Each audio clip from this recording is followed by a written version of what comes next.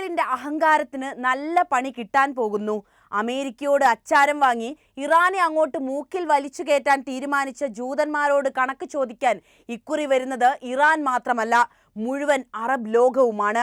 അതിന്റെ സൂചനകൾ നമുക്കിതിനോടകം തന്നെ ലഭിച്ചു കഴിഞ്ഞു. ഇറാന്റെ ആണവശക്തിയെ മുളയിലെ നുള്ളാൻ പഠിച്ച പണി 18 നടത്തിയിട്ടും നടക്കാതെ വന്നപ്പോൾ അമേരിക്ക ഇറക്കിയ തന്റെ തുറുപ്പ് ചീട്ടായ ഇസ്രായേലിനെയാണ്.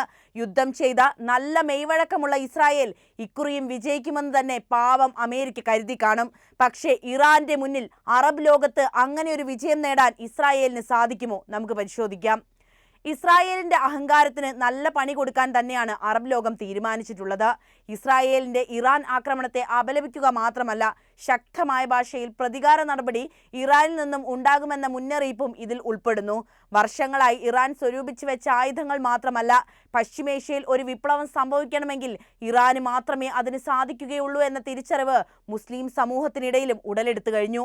പോരാട്ടത്തിനുള്ള ഇച്ഛാശക്തിയും വീര്യം ചോരാത്ത മനസ്സുമായി അവർ ഇസ്രായേലിനെ പറപ്പിക്കുമെന്ന വിശ്വാസം ആഗോള ഇസ്ലാമിനും വന്നിട്ടുണ്ട്.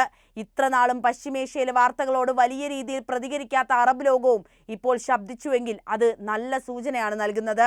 അറബ് സാഹോദര്യം എന്ന വൈകാരികത പ്രവർത്തിക്കുകയാണെങ്കിൽ ഇസ്രായേലിന് എല്ലാ ഒത്താശയും ചെയ്യുന്ന അമേരിക്കയുടെയും കഥ അവസാനിക്കാൻ പോകുകയാണ് എന്ന് നിസ്സംശയം തന്നെ നമുക്ക് പറയാം. നമുക്ക് വാർത്തയിലേക്ക് വരാം. അതിനു മുൻപ് നിങ്ങളോടൊരു ചോദ്യം. അറബ് ലോകം എങ്ങനെയാണ് പ്രതികരിക്കുക എന്നാണ് നിങ്ങൾ കരുതുന്നത്? നിങ്ങളുടെ ഇറാനെതിരായ ഇസ്രായേലി ആക്രമണങ്ങളെ ശക്തമായി അപലപിച്ച് രംഗത്തെത്തിയിരിക്കുകയാണ് UAE. പരമമായ സ്വയം നിയന്ത്രണവും ന്യായവിധിയും ആവശ്യപ്പെടുകയും നയതന്ത്ര പരിഹാരങ്ങൾ ആവശ്യപ്പെടുകയും ചെയ്തുകൊണ്ടാണ് ഈ വിഷയത്തിൽ UAE പ്രതികരിച്ചത്. രണ്ടാമത്തെ രാജ്യം സൗദി അറേബ്യയാണ്. സംയമനം പാലിക്കാനുള്ള ആഗോള ആഹ്വാനങ്ങളിൽ പങ്കുചേരാനാണ് സൗദി രംഗത്ത് വന്നിരിക്കുന്നത്. അസ്ഥിരപ്പെടുത്തലിനെതിരെ മുന്നറിയിപ്പ് നൽകിയ സൗദി നയതന്ത്രത്തിന് ഊന്നൽ നൽകിക്കൊണ്ടാണ് നിലപാട് സ്വീകരിച്ചത്. ഇറാനുമായും US-ഉമായും അടുത്തിടെ ഉണ്ടായ സൗഹൃദത്തെ അടിസ്ഥാനമാക്കിയുള്ള കൂടുതൽ ജാഗ്രത പുലർത്തുന്ന നിലപാടാണ് സൗദിയുടെ ഭാഗത്തുനിന്ന് പ്രതിഫലിച്ചത്. മൂന്നാമത്തെ രാജ്യം ഒമാനാണ്. ഇസ്രായേലിന്റെ പ്രവർത്തികൾ അശ്രദ്ധവും അന്താരാഷ്ട്ര നിയമങ്ങളുടെ ലംഘനവുമാണെന്ന് അദ്ദേഹം രൂക്ഷമായി വിമർശിച്ചുകൊണ്ടാണ് ഒമാൻ രംഗത്ത് വന്നത്. അമേരിക്കയും ഇറാനും തമ്മിൽ നടന്നുകൊണ്ടിരിക്കുന്ന ആണവ ചർച്ചകളിൽ മധ്യസ്ഥത വഹിക്കുന്ന ഒമാൻ കുറ്റപ്പെടുത്തിയതും ഇസ്രായേലിനെ തന്നെ. നാലാമത്തെ രാജ്യം ജോർദാനാണ്. സൈന്യത്തെ ജാഗ്രതയിൽ നിർത്തുക, പരമാധികാരത്തിനും സുരക്ഷയ്ക്കും പ്രാധാന്യം നൽകി വ്യോമാതിർത്തി അടയ്ക്കുക, വ്യക്തമായ ആശങ്കയുടെ സൂചന നൽകുക. പക്ഷേ ഇടപെടാൻ ഉദ്ദേശമില്ല എന്നതാണ് ജോർദാന്റെ നിലപാട്. ഇറാനും ഇസ്രായേലും തമ്മിലുള്ള പുതുക്കിയ സൈനിക ഇടപെടൽ മേഖലയെ വല്ലാതെ കലുഷിതമാക്കിയിട്ടുണ്ട് എന്ന് നിങ്ങൾ തിരിച്ചറിഞ്ഞിട്ടുണ്ടാകും. ഇത് സ്ഥിരത നിലനിർത്താൻ അറബ് സർക്കാരുകളെ വേഗത്തിൽ പ്രവർത്തിക്കാൻ പ്രേരിപ്പിച്ചിട്ടുണ്ട്. ചരിത്രപരവും വിഭാഗീയവുമായ വേർതിരിവുകൾക്കിടയിലും ഒരു പൊതു ത്രെഡ് ഉയർന്നു വരികയാണ് ചെയ്തത്. സംയമനത്തിനും നയതന്ത്രത്തിനും വേണ്ടിയുള്ള ദൃഢനിശ്ചയത്തോടെയുള്ള ശ്രമം അറബ് ലോകത്തിന്റെ ഭാഗത്തു നിന്നും ഉണ്ടാകുമെന്ന് തന്നെ നമുക്ക് പ്രതീക്ഷിക്കാം. ഗൾഫിലും ലെവന്റിലും ഉടനീളം UAE, സൗദി അറേബ്യ മുതൽ ഒമാൻ, ജോർദാൻ വരെ നേതാക്കൾ എല്ലാ കക്ഷികളോടും സംയമനം പാലിക്കാൻ ഒരുപോലെ അഭ്യർത്ഥിച്ചു രംഗത്ത് വരികയാണ്. UAE ആക്രമണങ്ങളെ ശക്തമായ വാക്കുകളിൽ അപലപിച്ചു. അതേസമയം കൂടുതൽ സൈനിക വർധനവ് ദുർബലമായ പ്രാദേശിക സന്തുലിതാവസ്ഥയെ തകർക്കുമെന്ന് സൗദി അറേബ്യ മുന്നറിയിപ്പും നൽകി. ഗാസ യുദ്ധത്തിന് ശേഷം അറബ് സർക്കാരുകൾ നിരന്തരം സംഘർഷം ലഘൂകരിക്കുന്നതിന് മുൻഗണന നൽകി വരുന്ന രീതികളെ പ്രതിഫലിപ്പിക്കുന്നതായിരുന്നു ഇവരുടെ നീക്കം. ജോർദാൻ ഇതിനോടകം തന്നെ മുൻകരുതൽ നടപടികൾ സ്വീകരിച്ചു കഴിഞ്ഞു. സൈന്യത്തെ അതീവ ജാഗ്രതയിൽ നിർത്തുകയും നേരിട്ടുള്ള ആക്രമണങ്ങൾ തടയാൻ പരമാധികാര വ്യോമാതിർത്തി നടപ്പിലാക്കുകയും ചെയ്തു. ഇത് വിശാലമായ ഒരു പ്രാദേശിക തന്ത്രത്തിന് അടിവരയിടുന്നതാണ്. നിഷ്പക്ഷത പാലിക്കുക, എന്നാൽ വിശാലമായ സംഘർഷത്തിന്റെ അപ്രതീക്ഷിത പ്രത്യാഘാതങ്ങൾ ഒഴിവാക്കാൻ പ്രതിരോധം ശക്തിപ്പെടുത്തുക എന്ന നയമാണ് ജോർദാൻ ഇവിടെ സ്വീകരിച്ചിട്ടുള്ളത്. ഗാസയിൽ നടക്കുന്ന യുദ്ധം അറബ് സമൂഹത്തെ വളരെയധികം ബാധിച്ചിട്ടുണ്ട്. പുതിയൊരു മുന്നണി അവിടെയുള്ള മാനുഷിക ശ്രമങ്ങളെ മറികടക്കാൻ അനുവദിക്കുന്നതിനെക്കുറിച്ച് നേതാക്കൾ ജാഗ്രത പാലിക്കുന്നുമില്ല. ഇറാൻ-ഇസ്രായേൽ സംഘർഷം ഗാസ പ്രതിസന്ധി അവസാനിപ്പിക്കുന്നതിനുള്ള മുൻഗണനയിൽ നിന്ന് പലരെയും വ്യതിചലിപ്പിക്കുന്നുവെന്ന് നിരീക്ഷകരും അഭിപ്രായപ്പെടുന്നു. എന്തായാലും ഇസ്രായേൽ തുടരുന്ന നരനായാട്ടിനെതിരെ ശക്തമായി പ്രതികരിക്കാൻ തന്നെയാണ് അറബ് ലോകം തയ്യാറായത് എന്ന വാർത്തകളും പുറത്തുവരുന്നുണ്ട്. ആണവ പരീക്ഷണ കേന്ദ്രങ്ങൾ ഉൾപ്പെടെ ഇറാനിലെ രഹസ്യ കേന്ദ്രങ്ങളിൽ ഇസ്രായേൽ നടത്തിയത് വർഷങ്ങളുടെ തയ്യാറെടുപ്പിന് ശേഷമുള്ള ആക്രമണമാണെന്ന റിപ്പോർട്ടുകളാണ് പുറത്തു വന്നത്. തകർന്നത് ഇറാനിലെ സൈനിക ആണവ പരീക്ഷണ കേന്ദ്രങ്ങളും മിസൈൽ ബേസുകളുമാണ്. നഷ്ടമായത് സംയുക്ത സൈനിക മേധാവി ഉൾപ്പെടെയുള്ള നിരവധി പ്രമുഖരെ. ഇസ്രായേലിൻ്റെത് യുദ്ധപ്രഖ്യാപനമാണെന്ന് വ്യക്തമാക്കിയ ഇറാൻ 100ഓളം ഡ്രോണുകൾ വിക്ഷേപിച്ചു കഴിഞ്ഞു. അതിർത്തി കടക്കുന്നതിന് മുൻപ് ഇവയെ നിർവീര്യമാക്കാനുള്ള ശ്രമത്തിലാണ് ഇസ്രായേൽ. മേഖലയിലാകെ വിമാന സർവീസുകളും താളം തെറ്റിക്കഴിഞ്ഞു. പല രാജ്യങ്ങളും മേഖലയിലേക്കുള്ള വിമാന സർവീസുകൾ റദ്ദാക്കി. എല്ലായിടത്തും യുദ്ധഭീതി. മിഡിൽ ഈസ്റ്റിൽ എന്താണ് നടക്കുന്നതെന്നല്ലേ നമുക്കതുകൂടി പരിശോധിക്കാം.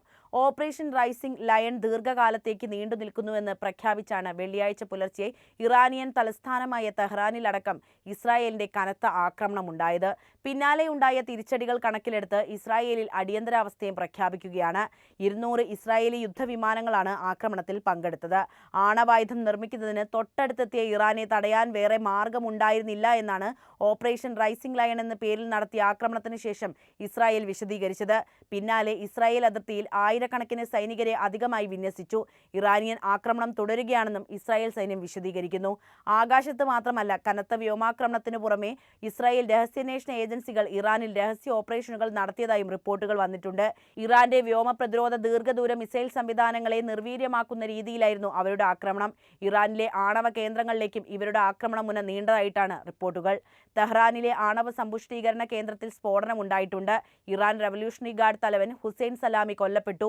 പ്രമുഖ ആണവ ശാസ്ത്രജ്ഞന്മാരായ ഫിർദൂർ അബ്ബാസി ദവാനി, മുഹമ്മദ് മെഹദി തെഹാൻജി എന്നിവർക്കും ജീവൻ നഷ്ടപ്പെട്ടു. ഏതാണ്ട് 6 ആണവ ശാസ്ത്രജ്ഞരെങ്കിലും കൊല്ലപ്പെട്ടു എന്നാണ് റിപ്പോർട്ടുകൾ. തെഹ്റാനിലെ താമസ കേന്ദ്രത്തിലുണ്ടായ ആക്രമണത്തിൽ നിരവധി മരണവും ഉണ്ടായിട്ടുണ്ട്. ഏതാണ്ട് 100 കേന്ദ്രങ്ങളിലാണ് ആക്രമണം നടന്നത്. ഇസ്രായേൽ അവകാശപ്പെടുന്നത് പോലെ ഫോഡോ, ഇസ്ഫാൻ എന്നീ സ്ഥലങ്ങളിലെ ആണവ കേന്ദ്രങ്ങളിൽ ആക്രമണം ഉണ്ടായിട്ടില്ലെന്നും ഈ കേന്ദ്രങ്ങൾ സുരക്ഷിതമാണെന്നാണ് ഇറാന്റെ വാദം. അതായത് ഇസ്രായേലിന് ബോധിപ്പിക്കേണ്ടത് പല രാജ്യങ്ങളെയുമാണ്. പക്ഷേ ഇറാൻ പറയുന്നത് ഇറാനും ആരെയും ബോധിപ്പിക്കാനില്ല എന്ന കാര്യം കൂടിയാണ്. ഇസ്രായേലിൻ്റെത് യുദ്ധപ്രഖ്യാപനമാണെന്നും തിരിച്ചടിക്കാമെന്നും ഇറാൻ പരമോന്നത നേതാവ് ആയത്തുള്ള അലി ഖമാനി പ്രഖ്യാപിച്ചതിന് പിന്നാലെ ഇറാന്റെ ഡ്രോൺ ആക്രമണവും തുടങ്ങിക്കഴിഞ്ഞു. ഇസ്രായേൽ ലക്ഷ്യമിട്ട 100 ഡ്രോണുകൾ വിക്ഷേപിച്ചെന്ന് വിവിധ ഏജൻസികൾ റിപ്പോർട്ട് ചെയ്യുന്നു. അതിർത്തി കടക്കുന്നതിന് മുമ്പ് തന്നെ ഇവയെ നിർവീര്യമാക്കിയെന്നാണ് ഇസ്രായേൽ സൈന്യം പറയുന്നത്. എന്നാൽ ഡ്രോണുകൾ ലക്ഷ്യസ്ഥാനം കണ്ടെന്നും ഇസ്രായേൽ നിരവധി പേർ കൊല്ലപ്പെട്ടുവെന്നും ഇറാൻ പ്രതികരിച്ചു. ജോർദാൻ തലസ്ഥാനമായ അമ്മാനിലും ഡ്രോണുകൾ എത്തിയെന്നാണ് റിപ്പോർട്ടുകൾ. അതേസമയം ഇസ്രായേൽ സ്വന്തം നിലയ്ക്കാണ് ആക്രമണം നടത്തിയതെന്നും ഇതിൽ തങ്ങൾക്ക് പങ്കില്ലെന്നുമാണ് US-ന്റെ പ്രതികരണം. ഇരു രാജ്യങ്ങളും തമ്മിലുള്ള സംഘർഷത്തിൽ ഇസ്രായേലിനെ സഹായിക്കാൻ നിലവിൽ പദ്ധതിയില്ലെന്നും UK പ്രതികരിച്ചു. 2024-ൽ ഇറാന്റെ മിസൈൽ ആക്രമണത്തെ ചെറുക്കാൻ US, UK, ഫ്രാൻസ് തുടങ്ങിയ രാജ്യങ്ങളുടെ സഹായം ലഭിച്ചിട്ടുണ്ടായിരുന്നു. ഇസ്രായേലിന്റെ ആക്രമണം അന്താരാഷ്ട്ര നിയമങ്ങളുടെ ലംഘനമാണെന്ന് സൗദി അറേബ്യയുടെ പ്രതികരണം വന്നതോടെ കാര്യങ്ങൾ കുറച്ചുകൂടി കുഴഞ്ഞു മറിയുകയാണ്.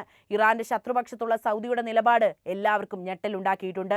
ഇതാണ് ഞാൻ നേരത്തെ പറഞ്ഞത്. സൗദി അറേബ്യ ഈ വിഷയത്തിൽ ഒരു ശക്തമായ നിലപാടെടുത്തിട്ടുണ്ടെങ്കിൽ അറബ് ലോകത്ത് ചില മാറ്റങ്ങൾ സംഭവിക്കാൻ പോകുന്നു എന്ന തിരിച്ചറിവാണത്. ഇറാനും ഇസ്രായേലും തമ്മിലുള്ള പ്രശ്നങ്ങൾ തുടങ്ങിയിട്ട് കാലം ഒരുപാടായി. ആണവായുധത്തിനൊപ്പം വിശ്വാസപരമായ പ്രശ്നങ്ങളും ഇവിടെയുണ്ട്.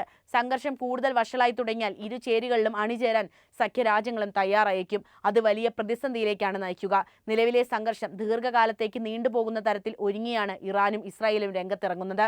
അതുകൊണ്ട് പ്രശ്നങ്ങൾക്ക് പെട്ടെന്നുള്ള ഒരു പരിഹാരം പ്രതീക്ഷിക്കേണ്ടതില്ലെന്നാണ് വിലയിരുത്തലുകൾ. മിഡിൽ ഈസ്റ്റിൽ കുവൈറ്റ്, ഇറാഖ് തുടങ്ങിയ രാജ്യത്തേക്കാൾ കരുത്തും സൈനിക ശേഷിയുമുള്ള രാജ്യമാണ് ഇറാൻ എന്നതും ചേർത്ത് വായിക്കേണ്ട ഒന്ന് തന്നെയാണ്. വിഷയത്തിൽ US-നെ കൂടി ഭാഗമാക്കാൻ ഇസ്രായേൽ തുടക്കം മുതൽ ശ്രമിക്കുന്നുമുണ്ട്. ഇസ്രായേലിനോടൊപ്പം നിന്നാൽ ഇറാന്റെ പ്രതികാരമുന ഗൾഫ് നാടുകളിലെ US സൈനിക കേന്ദ്രങ്ങളിലേക്ക് നീളുമെന്നാണ് അമേരിക്കയുടെ പേടി. പ്രവാസി മലയാളികൾ ഏറെയുള്ള ഗൾഫ് നാടുകളിലേക്ക് സംഘർഷം നീളുന്നത് ഇന്ത്യക്കാർക്കും അതുപോലെ കേരളത്തിനും വലിയ തിരിച്ചടി തന്നെ. പൗരന്മാരുടെ സുരക്ഷയ്ക്കൊപ്പം ഗൾഫിൽ നിന്നുള്ള വരുമാനവരവും നമ്മളെ അലട്ടുന്ന പ്രശ്നങ്ങൾ തന്നെയാണ്. സൗദി അറേബ്യ, UAE തുടങ്ങിയ രാജ്യങ്ങൾ ഫലസ്തീനികൾക്കുള്ള പൊതുജന പിന്തുണയും ഭൗമരാഷ്ട്രീയ സ്വാർത്ഥ താൽപര്യവും ശ്രദ്ധാപൂർവം സന്തുലിതമാക്കുന്നുണ്ട്. അബ്രഹാം ഉടമ്പടി ചട്ടക്കൂടിന് കീഴിൽ ഇസ്രായേലുമായി സാധാരണവൽക്കരണം ഇപ്പോഴും പിന്തുടരുന്ന റിയാദ് ആഗോള നിയന്ത്രണ വിവരണങ്ങളുമായി പൊരുത്തപ്പെടുമ്പോൾ തന്നെ സംഘർഷം രൂക്ഷമാകുന്നതിനെതിരെ ശക്തമായ മുന്നറിയിപ്പും നൽകുന്നു. ഗൾഫ് തലസ്ഥാനങ്ങൾ പൊതുവായ ഒരു ആശങ്ക ഇവിടെ പങ്കിടുന്നുണ്ട്. ഒരു പുതുക്കിയ യുദ്ധം സാമ്പത്തിക വളർച്ചയെയും സുരക്ഷാ സംരംഭങ്ങളെയും അപകടത്തിലാക്കുമെന്ന വലിയ യാഥാർത്ഥ്യം. യുദ്ധം ഒന്നിനും ഒരു പരിഹാരമല്ല. ആര് യുദ്ധം ചെയ്താലും അത് എല്ലാവർക്കും നഷ്ടങ്ങൾ മാത്രമാണ് ഉണ്ടാക്കുക. അത് മരണം മാത്രമല്ല, സാമ്പത്തിക പ്രതിസന്ധിയും പലരെയും സാധാരണക്കാരെ വല്ലാതെ കഷ്ടപ്പെടുത്തും. അപ്പോൾ ഈ വിഷയത്തിൽ നിങ്ങളുടെ നിലപാട് അറിയാൻ താല്പര്യമുണ്ട്. എന്ത് തന്നെയായാലും കമന്റ് ചെയ്യുക. ഒപ്പം ഈ അറിവുകൾ എല്ലാവരിലേക്കും എത്താൻ വീഡിയോ ഒന്ന് ലൈക്ക് ചെയ്യാനും ഷെയർ ചെയ്യാനും പ്രത്യേകം ശ്രദ്ധിക്കുമല്ലോ.